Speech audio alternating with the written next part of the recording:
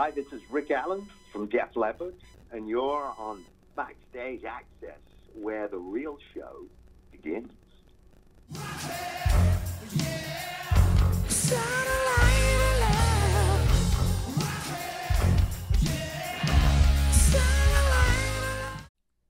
Rick Allen is more than just a drummer for one of the most infamous bands in music history in Def Leppard. He is also an artist. His art, jewelry, and wrapped drums are currently on display at various Wentworth galleries, including the one in Short Hills, New Jersey. The display is called Rick Allen Drums for Peace. Rick will be making an appearance at Wentworth Gallery in Short Hills on January 13, 2018 as part of a North American art tour benefiting veterans organizations. Good morning to you, and thank you for talking to us at Backstage Access. We much appreciate it. Oh, no problem, no problem. It's my pleasure.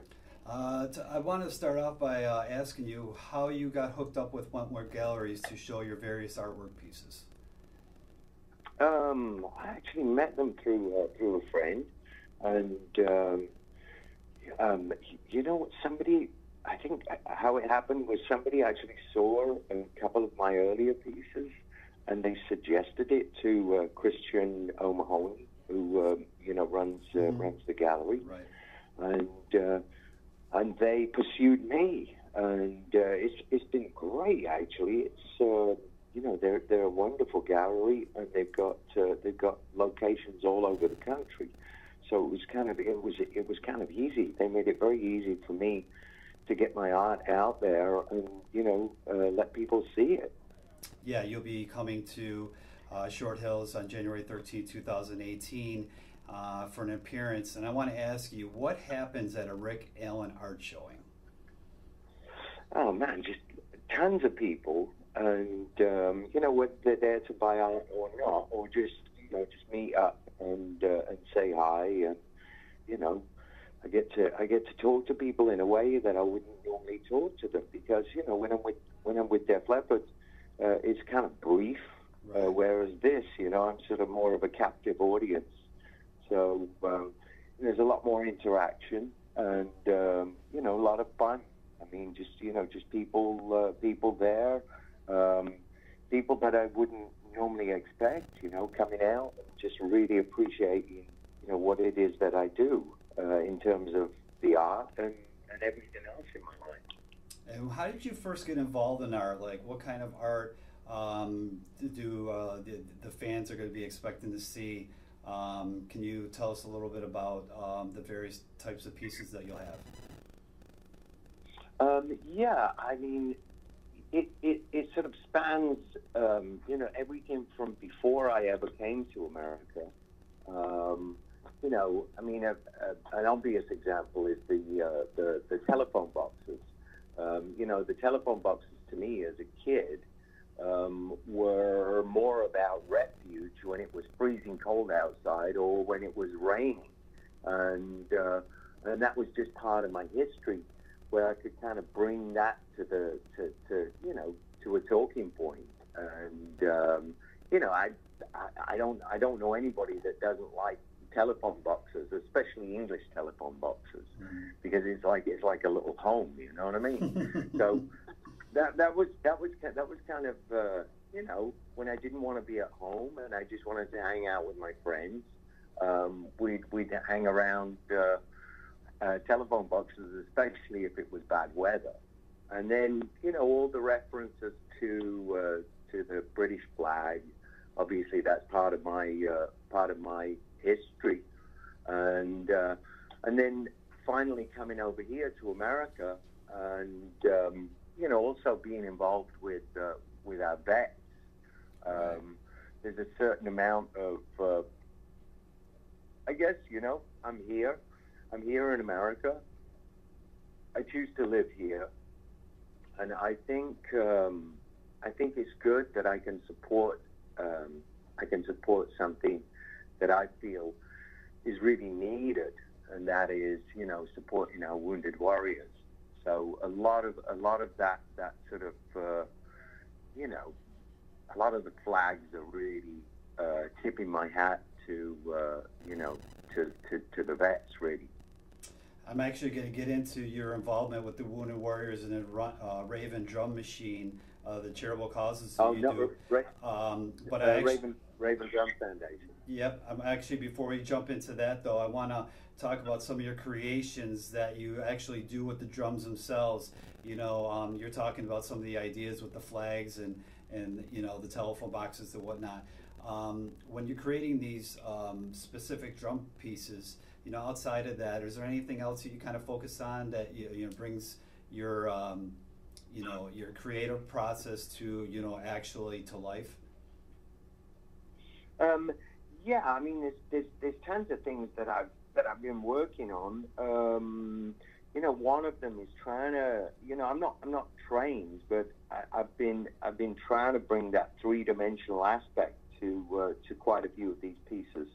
Whether I take a flag and I use a heart, or whether I take a flag and use a peace sign, or whatever symbology I use, I try and bring this dimensional aspect to it, and also with sort of almost like a childlike sort of sensibility about it, where it's.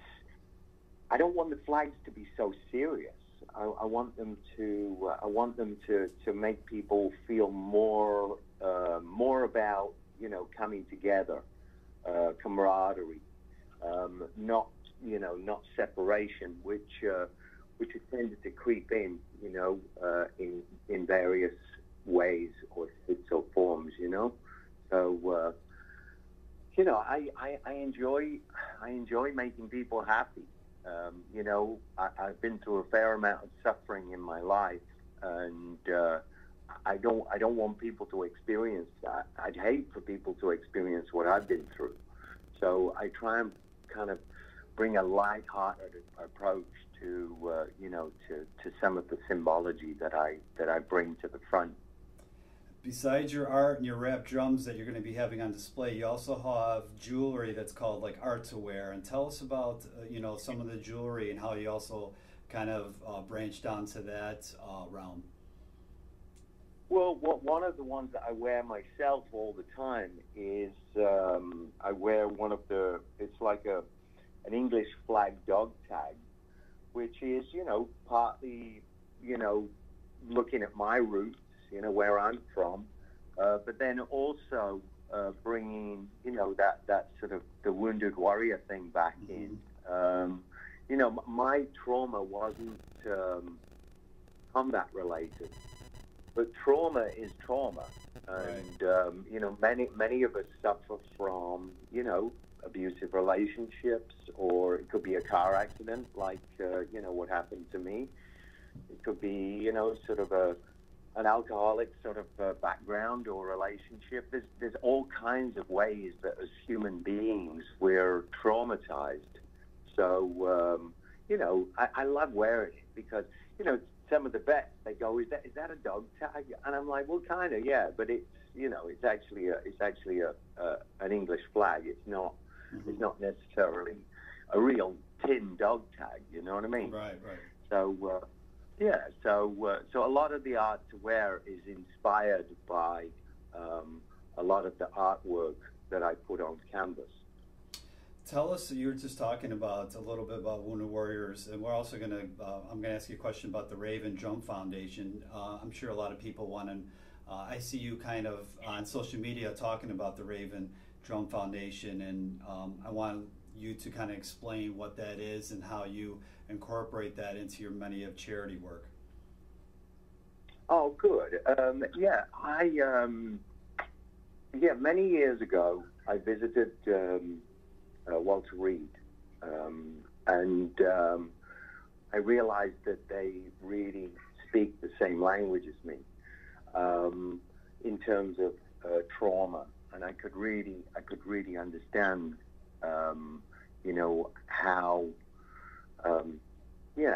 how my experience could help them, because I did a fair bit of work on myself before I really started to get involved with the Warriors. But then when I got involved with the Warriors, I realized that a lot of what I learned, they could take away a lot from it.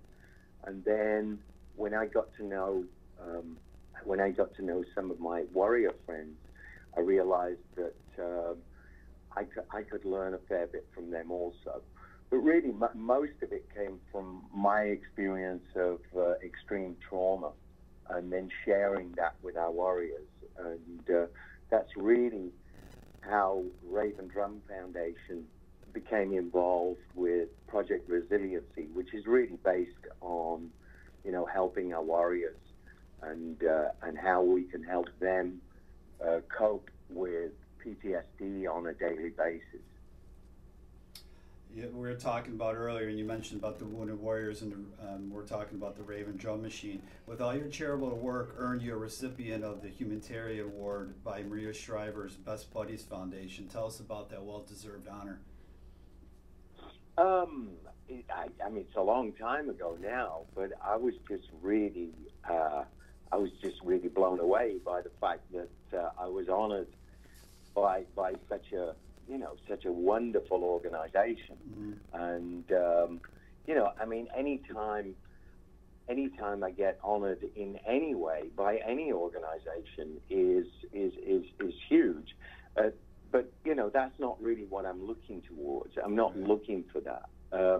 This is more about my personal experience and the fact that I was able to cope and make my way to where I am today.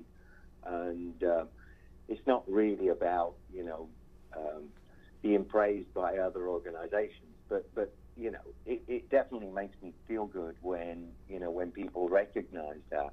So I'm just really blessed. I'm blessed, where I am in my life, and every little bit helps along the way. I see you actually just did a posting a couple days ago that you're working on a Steve Clark painting. It's been almost 27 years since we lost him. What do you remember most about him?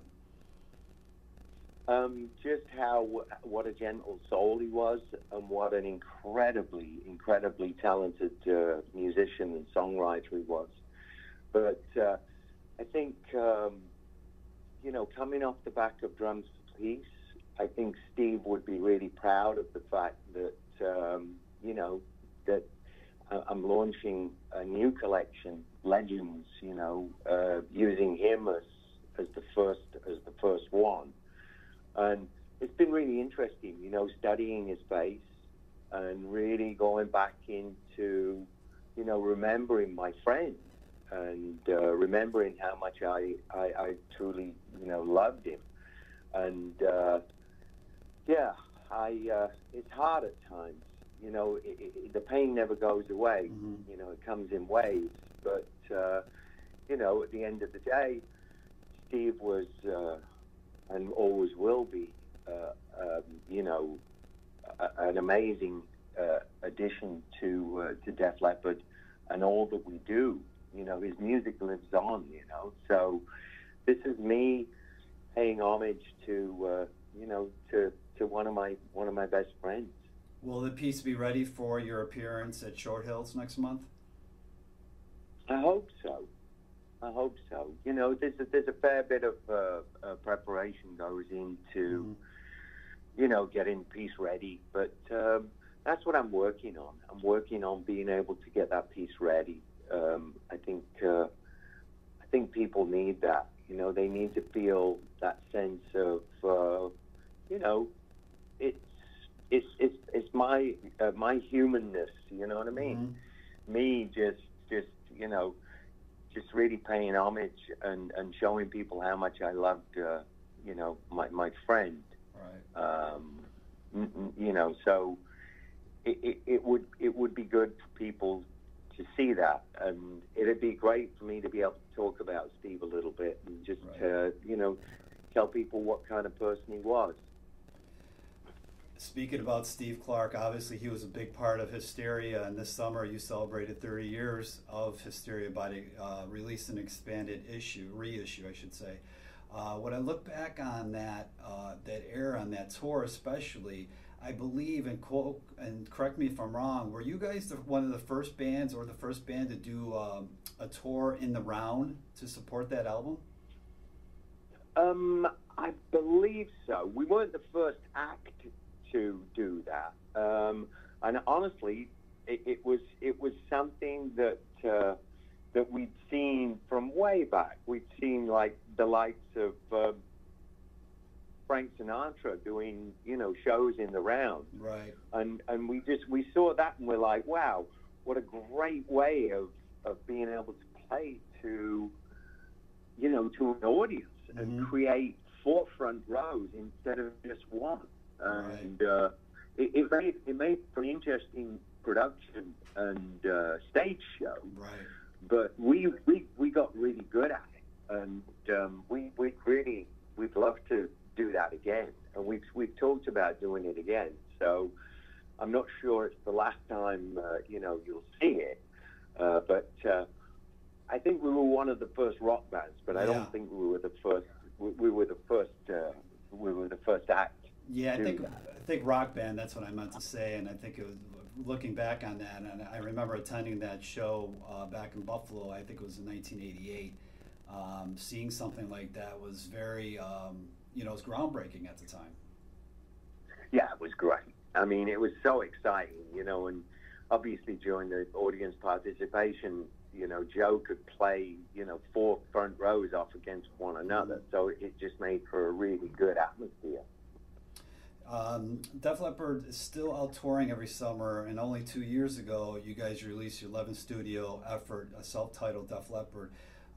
What's your take on classic artists like Def Leppard that are not releasing new music, but they're touring, you know, pretty much nonstop? There's a lot of legacy artists out there that are not like, you know, they refuse to, you know, to do new music because they feel that, you know, nobody will pay attention to it and radio won't play it, so they just tour pretty much strictly on their past catalog. What's your take on that? I mean, I can understand fans wanting to do that, and I really, you know, I get that, but we kind of take a leaf out of the Rolling Stones book, and they're constantly producing new music. You know, every time they go out on tour, there's always new music to go along with that. And we feel as though if you're not creating new music, you're not really moving forward. You know, we found that releasing that record, you know, a lot of young people really liked a lot of the material on that record. And it was good that, you know, our fan base, you know, really loved it. But it was nice to see new people coming in and new people getting to know about the band. And I think that's one of the things when you release new music, it definitely keeps that message moving forward. It doesn't get frozen in time, you know? Right. Absolutely. And we appreciate that as fans, that you consistently, as a band like Def Leppard, continuously does that. So as a fan, we appreciate that. No, that's cool, man. For next year, what does the future hold, I should say, for 2018 for Def Leppard? I think we've got a show in London, and then which kind of kicks things off, and then we've got about a 60-date tour planned for 2018, and that's probably going to be North America and Canada. And I take it that's probably going to keep me pretty busy for the whole of next year. And will you guys be announcing that tour anytime soon? I should imagine so, but you know, we're trying to work out all the details. But I should imagine that announcement's coming pretty soon. Okay. Well, Rick, we appreciate you talking to Backstage Access, and many congratulations on your successes with your artwork, and we're looking forward to seeing you at Short Hills in a couple weeks. No problem. If anybody wants to, you know, dig any deeper, rickallen.com is a great resource. It kind of lays out everything that I do.